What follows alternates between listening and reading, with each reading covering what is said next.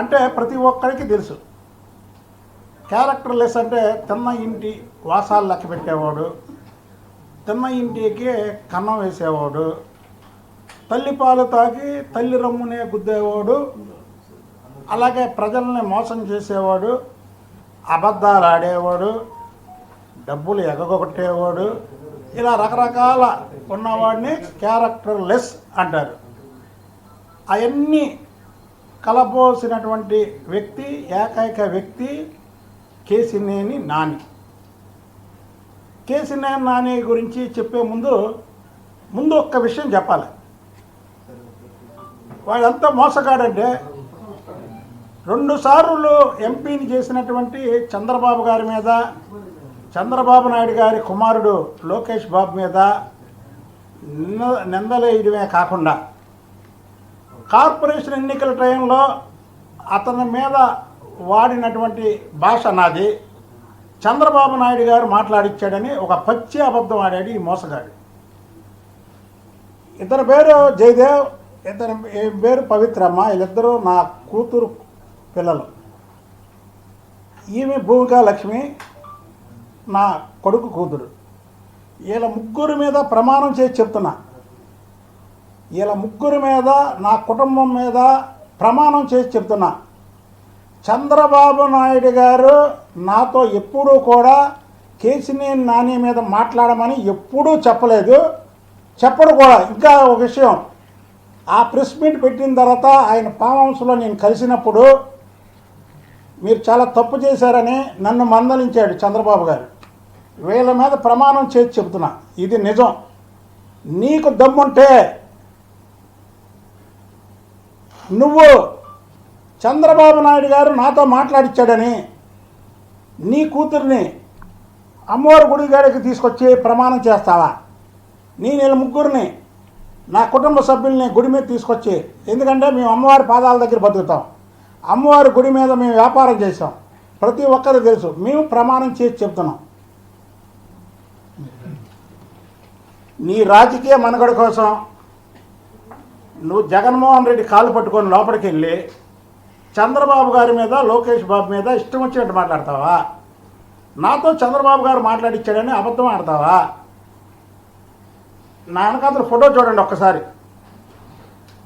ఒక్కసారి మేము పొద్దున్న లేస్తే చంద్రబాబు గారిని దేవుళ్ళ కొలుస్తాం మేము, నేను కానీ మా ఫ్యామిలీ కానీ.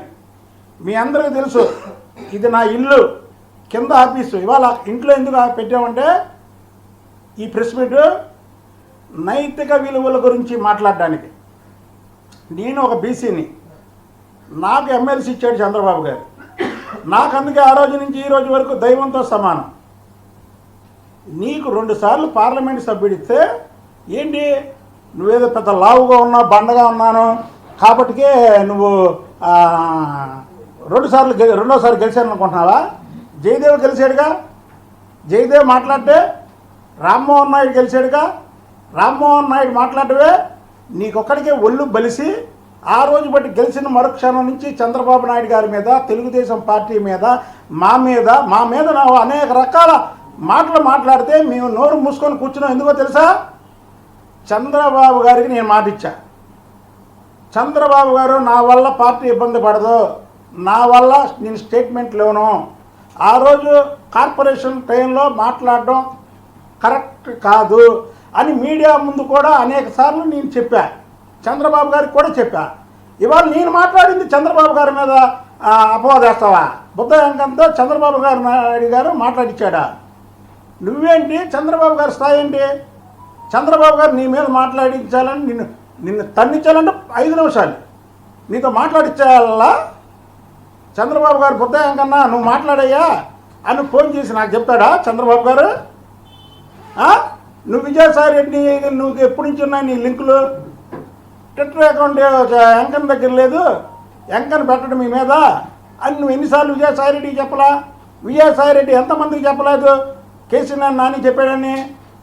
నేనే పెడతా. నాకు పెట్టడం రాకపోతే నా పిఏలు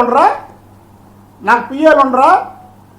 నీ ట్విట్టర్ నువ్వే పెడతావా? నీ పిఏతోనేగా పెట్టిస్తావు, అలాగే నా పిఏతో నేను పెట్టిస్తాను.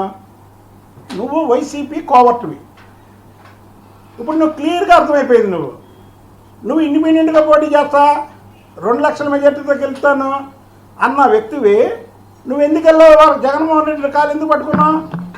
మాట వస్తే అందరి ముందు చంద్రబాబు గారు కాలు పట్టుకుంటాడు బుద్ధాయంకనా అని చెప్తా. ఓకే, నాకు దేవుడు అయినా ఆయన కాలుకు నమస్కారం చేస్తే నాకు పై నుంచి కింద వరకు కూడా చాలా ప్రశాంతంగా ఉంటుంది. నువ్వు లోపల ప్రతిరోజు చంద్రబాబు గారికి కాలు ముక్కుతావుగా, లోపలికి వెళ్ళి ఎవరు చూడకుండా కాలు ముక్కుతాడు ఈ కేసీఆర్ నాని. ఇవాళ జగన్మోహన్ రెడ్డి కాళ్ళు మొక్కి తర్వాత కండవ వేసి తర్వాత బొగే ఇచ్చాడు. లోకేష్ బాబు పక్కన అన్ని యంత్రాంగాలు ఉపయోగపడితే అన్నీ ఇచ్చేస్తే లోకేష్ బాబు ఓడిపోయాడంట. ఇతనికి డబ్బులు ఇవ్వకుండా ఇతని ఆస్తులు ఖర్చు పెట్టాడంట. నువ్వు అప్పులు ఉన్న వాళ్ళకి ముందు అప్పులు ఇచ్చాయి. అప్పులు ఇచ్చే. ఇదిగో తమ చట్ట అప్పుడే అయిపోలేదు కదా. క్యారెక్టర్లెస్ ఫెలో కేసినేని నాని నీ చెట్ట. ఎందుకంటే నిన్నటి వరకు పార్టీలో ఉండి ఏదో వాగుతున్నావు కాబట్టి మా బాస్కి ఇచ్చిన మాట గురించి మేము మాట్లాడలా. నీ చెట్ట ఇదిగో ఇక్కడ ఉంది. నువ్వేంటో అనుకుంటున్నావు. ఎక్కడి నుంచి ఉంది నీ సినిమా?